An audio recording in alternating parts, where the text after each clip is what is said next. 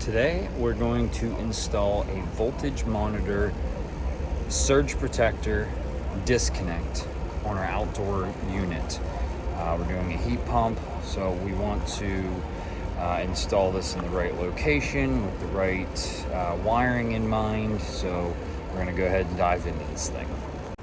We are currently working on a renovation project. There was a fire in the house, so there's all kinds of things going on here.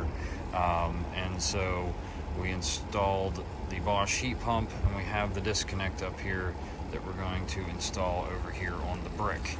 Now we could go over here on the house, but it's a little bit distant and might look a little choppy. And then he might want to do a patio here. He said he's going to excavate a lot of this out of here, and so being in mind of trying to stay within our boundaries here, we're going to go no higher than the top of the unit and no further out than the edge of our paver area here. So we're going to aim for right there if possible. This is the voltage monitor disconnect that we use from Rector Seal, and it has a really good seal around it. There it is. So very good. It gives you some information on how to cycle through the parameters, how to check the events. So we have over voltage events, under voltage events, and then outages.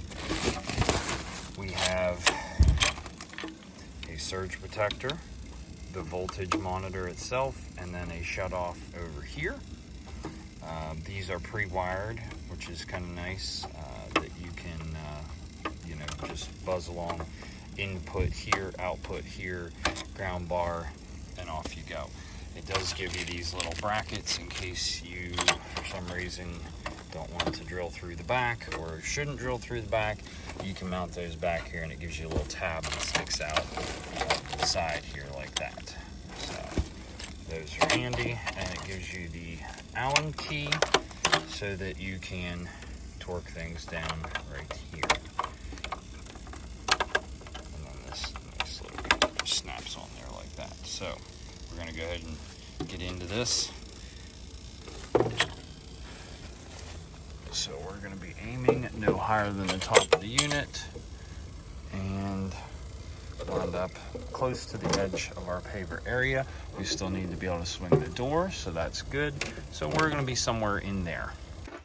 For the brick application, we're going to be using the DeWalt XR hammer drill.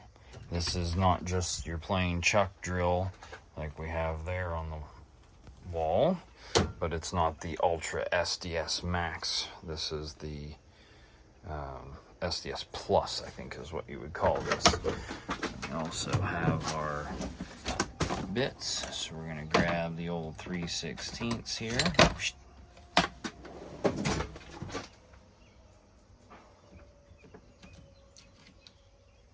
We got 2 in the battery, it'll be more than enough.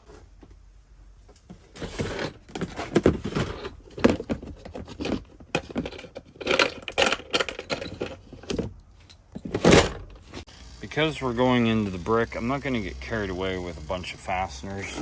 I'm going to put one in the top here and one in the bottom.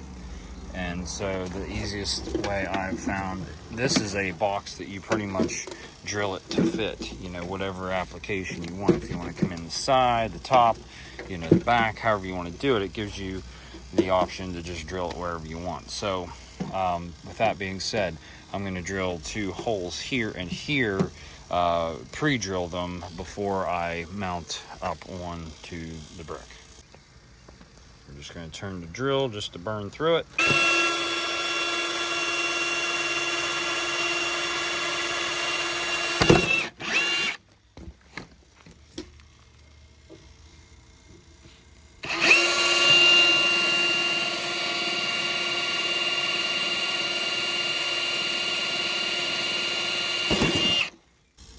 Oh yeah.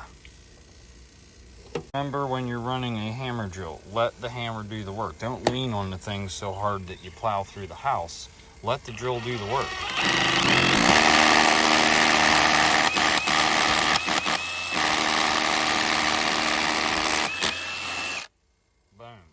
You have to remember, level isn't always straight. So if your brick is really crooked and you level it, you know, if this was level and this is not, if you level it, it's gonna look really wonky. So level isn't always straight. So you have to make a judgment call based on each scenario. If level looks like garbage, then go with a fudge that, you know, looks a little nicer. This doesn't need to be level for performance sake. It's just a shut off. So you want to make it look nice for the client. So, you know, level it, see what that looks like. Don't lock it down yet. If level looks stupid, then change it, make it look nice. You know, go with straight then instead of level. I would say we're pretty close to being in the lines good there, and it doesn't look too shabby. I like to come in the bottom of here, and I like to space these evenly, so I'll come in the same distance on each side and the same distance from the outside there. Then power wiring will come up and in and back down, and out to get to our unit. This configuration is a little bit wonky the way they have these set up, but there's a reason for that. A lot of times these are put in the basement. They're made for outside, but a lot of times this fixture is made for the basement, so everything's coming in the top to go like out of your main panel and then back out to your unit. So we're using these outside as an all-in-one. They do make one that is like just the voltage monitor and surge protector, so you don't have to have this. It will still kick your power off based on the voltage. You just won't have a manual shut off here. But if you're right beside the electric panel, do you need a breaker right beside a breaker? Probably not. So that's why they're set up that way. So we're just using it as an outside disconnect all-in-one deal, that it doesn't have to be down in the basement. We can monitor everything right here at the unit.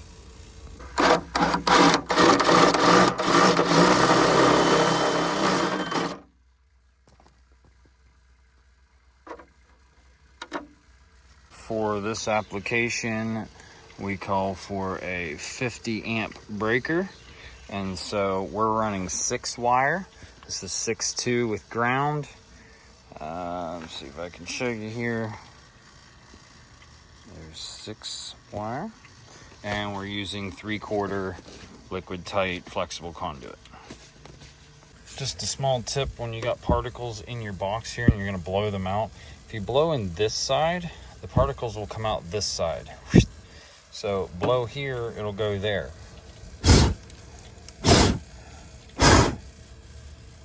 That way you're not blowing it right back into your face and it's just not getting tangled up in there. Directional flow.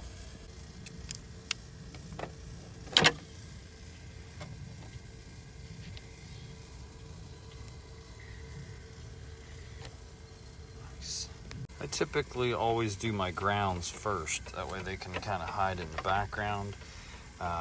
Once a panel or box gets more congested and you're trying to add more to it, then it's going to be an issue. So if you can get all your grounds kind of hidden in the background, your hots are most likely going to be the thing that you have trouble with or need to move or do anything there. So if you hide your grounds in the background first, then you can work around that and put all your hots in the front. There's our final product.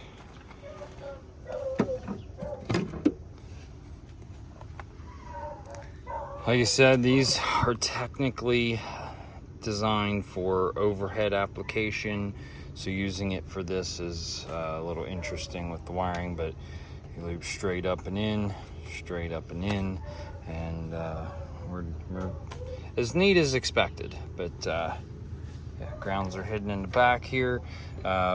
We will engage this and program it. It doesn't need a whole lot of programming. We just tell it at what voltage to shut off for the high side and what voltage to shut off for the low side.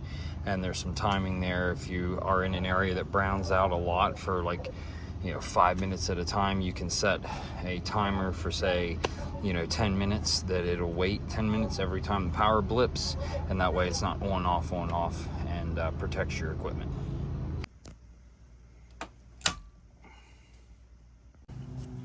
just with the power on and not in programming mode, this is what you see. We have the active voltage right here at the unit. Our alarm is off, which means it's gone through its pre-cycle. Every time you start it up, it has a short delay just to make sure the power is steady, then it sends it through. We can change that timing by pushing this. So power on delay is this.